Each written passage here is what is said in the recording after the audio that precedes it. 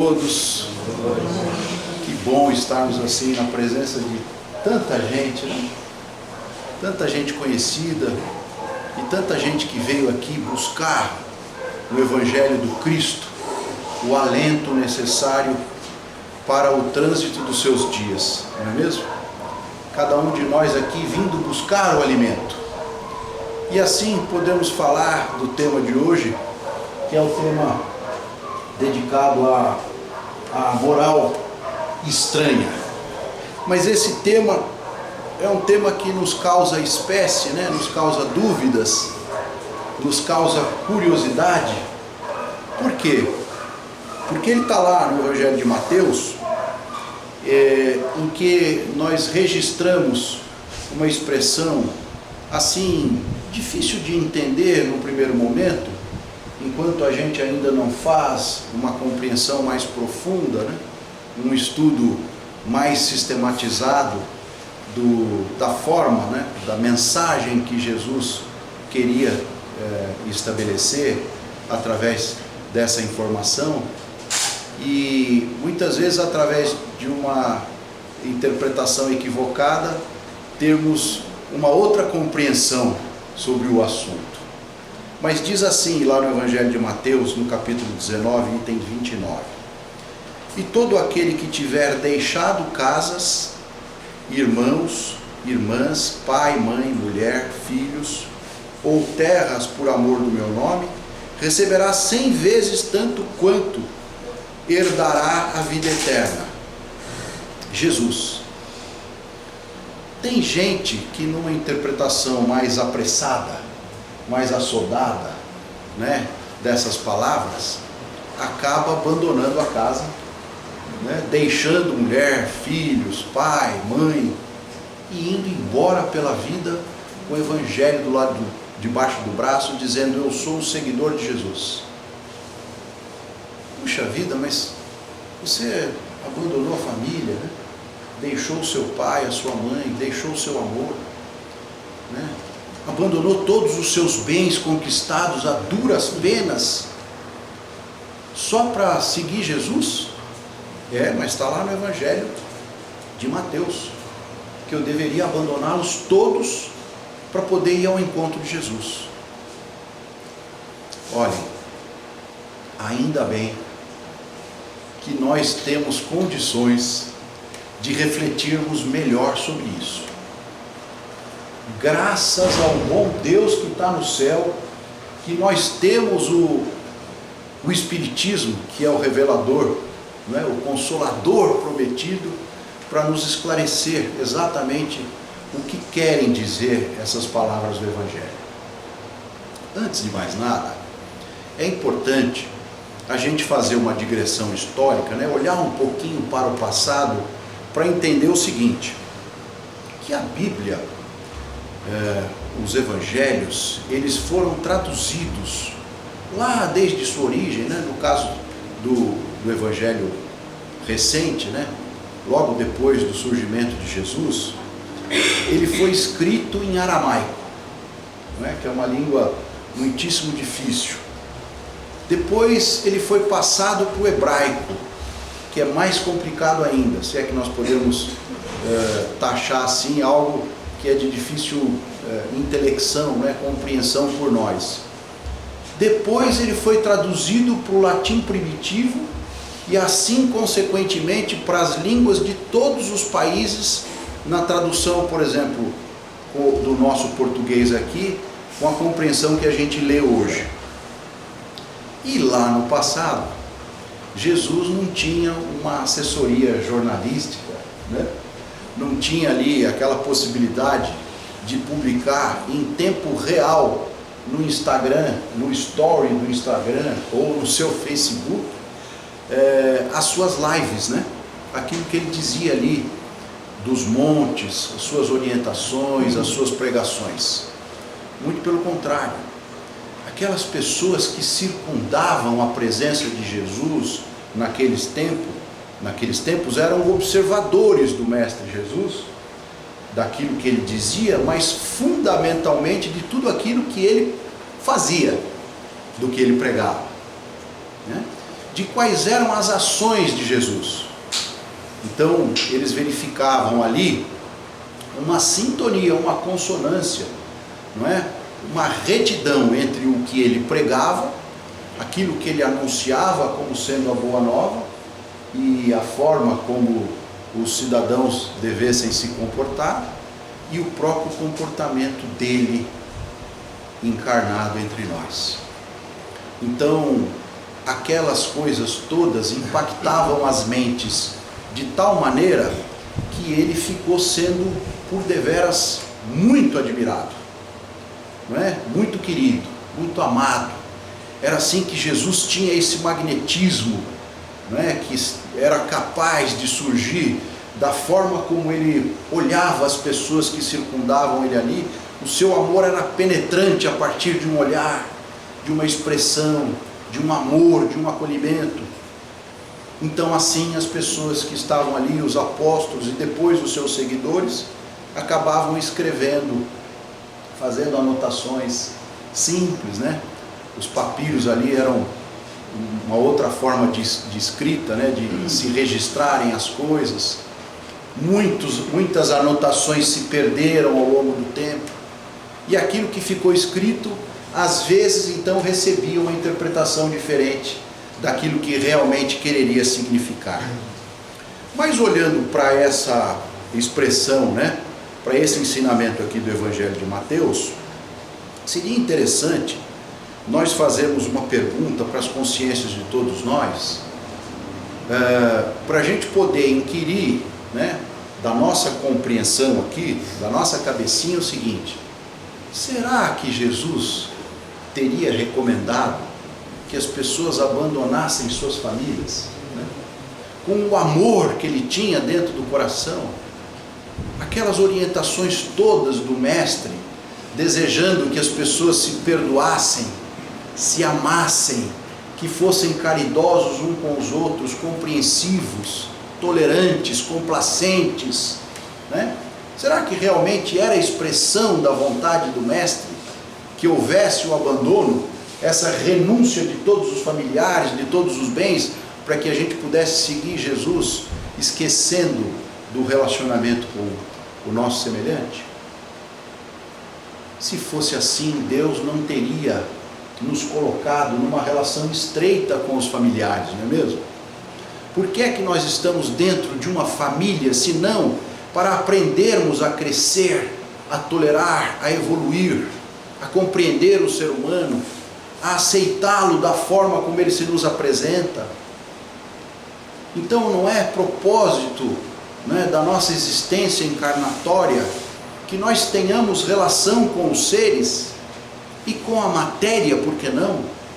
Claro que nós não devemos emprestar, não é, tanto valor à matéria, porque senão a providência divina não nos convidaria a desencarnar, não é mesmo? Se a matéria fosse muito importante, todo mundo levava o seu patrimônio e o seu dinheiro no caixão, não é assim? E ainda a gente não aprendeu sobre isso, não é mesmo? A gente vive, né, discutindo, brigando, lutando para ter sempre mais e mais, e não por aquelas riquezas interiores que ninguém nunca vai tirar de nós. Mas mesmo assim, a nossa relação com os bens materiais é importante, para a gente compreender qual é a importância que ela tem, que a matéria exerce nas nossas relações. Então ela é importante para o nosso conforto, para o nosso alimento. O trabalho é muito valoroso para a gente poder, não é, ter condições de subsistência, para a gente poder morar dignamente, para a gente poder fazer a caridade, por que não, ajudar os outros. Então, não é possível que do estudo de toda a personalidade de Jesus, o Cristo nos convidasse a ter esse comportamento de renúncia extrema, a ponto de nós sairmos por aí para segui-lo, esquecendo das nossas obrigações com o nosso semelhante, fundamentalmente aqueles que são mais caros ao nosso coração, não é isso? E como é que a gente vai buscar uma explicação sobre isso nessa doutrina redentora que é o Espiritismo?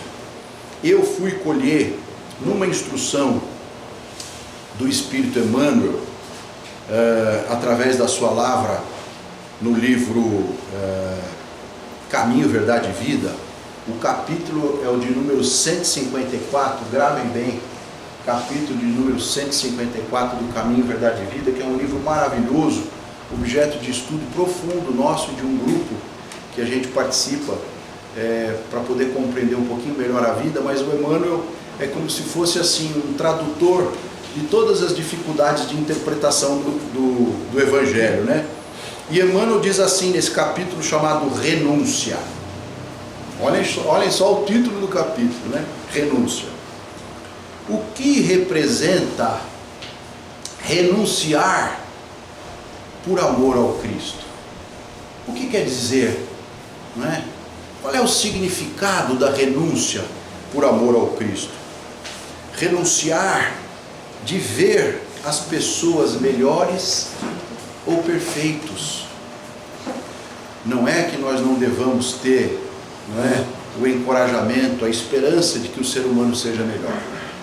Mas é um outro enfoque que nós precisamos ter sobre esse assunto. Não cabe a nós modificarmos, moldarmos o ser humano à nossa forma de pensar. E as maiores dificuldades de relacionamento, no lar, no trabalho, no ambiente social, onde quer que nós estejamos, é justamente essa, o da nossa vontade, né? Essa dificuldade que a gente tem de ter a vontade de mudar o outro. Então a gente vive querendo fazê-los perfeitos para que o relacionamento conosco seja melhor, não é mesmo? Então a gente olha com um olhar inquisidor, acusador, né? De querer acusar as pessoas de todos os problemas que elas apresentam sem olhar para o nosso. Então, como sugere o irmão Emmanuel, nós temos de renunciar a essa vontade de querer moldar o ser humano à nossa expectativa. E temos um caminho muito extenso pela frente, não é?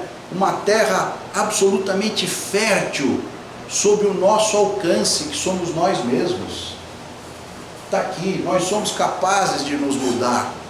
Nós é que temos o condão de nos transformar em seres humanos melhores. A ação deve ser de renunciar ao fato de que as pessoas elas sejam todas compatíveis com a nossa forma de pensar, e assim sermos mais complacentes, compreensivos, tolerantes, né? Buscarmos entender a razão pela qual nós estamos a caminho com os seres humanos, que é a razão maior do nosso aprendizado. Cada dificuldade de relacionamento é um degrau que nós galgamos na escala evolutiva. Acreditem. Puxa, mas está difícil galgar tantos degraus assim, né? Com um irmão com tanta dificuldade como o meu marido. Olha, a minha mulher não está fácil. É tão duro sobreviver ao lado da minha irmã, do meu irmão. Mas é assim, pela lapidação do diamante, que nós vamos brilhar. É com essas dificuldades todas que nós vamos triunfar. Porque isso vai moldando o nosso caráter ao caráter de quem aceita, de quem tolera, de quem compreende que a vida é feita das relações com as pessoas, para que haja um impulsionamento do nosso crescimento espiritual. É para isso que nós estamos aqui, ou não? Cada um de nós deve acreditar, deve ter uma sementinha aí de esperança no coração, de que nós sejamos melhores amanhã, e não acordar pela manhã e falar: bom dia, você já mudou hoje, né? Para o seu semelhante. Você vai me tratar melhor no dia de hoje? Você vai ser menos grosso, menos ofensivo, menos intolerante? Olhar para nós é sempre o caminho do melhor segmento que nós podemos ter. Então a renúncia de vê-los melhores, renunciar, né, a essa companheira ingrata. Se os irmãos permanecem cruéis, é preciso renunciar à alegria de tê-los melhores ou perfeitos, unindo-nos ainda mais a eles todos, segundo Emmanuel, a fim de trabalhar o aperfeiçoamento conjunto, coletivo, com Jesus. Trabalharmos o aperfeiçoamento com Jesus. Era só ver como Jesus tratava as pessoas. Lembram do exemplo da mulher adúltera? Jesus teve uma expressão para dissolver a coletividade que queria apedrejar aquela moça até a morte. Ele teve uma luz interior para falar ao coração de cada um que estava ali armado, pronto para apedrejá-la até a morte. Ele disse assim: aquele, falando individualmente à consciência e ao coração de cada uma das pessoas, aquele que não tiver pecado, atire a primeira pedra. E foi um desestímulo geral, porque naquele momento todos se aperceberam, todos compreenderam que eram pecadores e que ainda tinham muito por melhorar, e então não poderiam julgar, apedrejar, ofender, condenar, porque ainda havia muito por fazer individualmente. Então foi assim que nasceu no coração de cada um daqueles circundantes que estavam ali. Aliás, eu gostaria de ter estado ali naquele momento. Fico imaginando o impacto que isso teria gerado na minha forma de pensar e de agir, né? Então as relações com os seres humanos são uma grande ferramenta de aperfeiçoamento de nós mesmos. Como é que nós devemos renunciar à convivência com eles? Não era esse o sentido do Evangelho? A estranha moral, essa moral estranha, é exigir dos outros aquilo que nós não conseguimos fazer. Querer que o outro se modifique quando nós somos os maiores dificultosos no nosso crescimento individual. Aos discípulos que o negaram, a todos eles, Cristo apareceu em primeiro lugar, para os amar, para os acolher, para os proteger. Aqueles que o denunciaram à cruz, ele deu o exemplo do perdão, o exemplo inafastável, diante de todas as ofensas que nós possamos receber ao longo das nossas existências. Nós vamos nos lembrar do Cristo, perdoando aqueles que o levaram até a crucificação sangrenta e dolorosa. E assim, para que nós possamos ir chegando ao final das nossas reflexões, vamos nos lembrando que os relacionamentos estão cada vez mais problemáticos, porque nós temos uma expectativa de que os outros sejam melhores, e assim nós nos frustramos, porque eles são tão imperfeitos como nós. Então, a partir de hoje, nós vamos ter um comportamento diferente. Não tenhamos expectativas de mudar os outros, mas vamos trabalhar, nos esforçar, aplicar todas as nossas melhores energias em darmos o primeiro passo no progresso individual, na possibilidade maior de nós reunirmos as forças para nos modificarmos. E para encerrar, eu quero terminar aqui um parágrafo do texto, do Emmanuel, para a gente poder um pouquinho mais se abeberar, do amor contido nessa interpretação do Espírito Bendito, que diz assim: acaso não encontras compreensão no lar? Os amigos e os irmãos são indiferentes e rudes? Permanece ao lado deles mesmo assim, esperando mais tarde o júbilo de os encontrar, para que se afinem perfeitamente contigo. Somente desse modo renunciará aos teus, fazendo-lhes todo o bem por dedicação ao Mestre Jesus. E somente com semelhante renúncia alcançarás a vida eterna. Graças a Deus.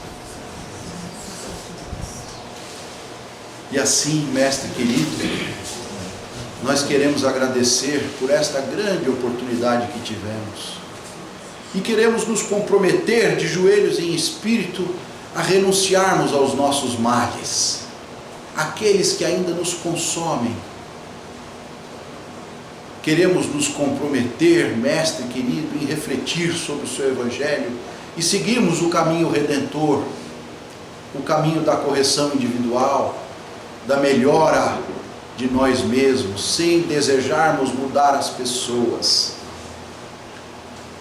Mestre querido, nós somos tão gratos pelo teu amor sem divisas, o amor que rompe qualquer barreira da incompreensão, da intolerância, da dificuldade de relacionamentos, o amor que tudo pode, tudo cura e tudo reúne a capacidade de melhorar.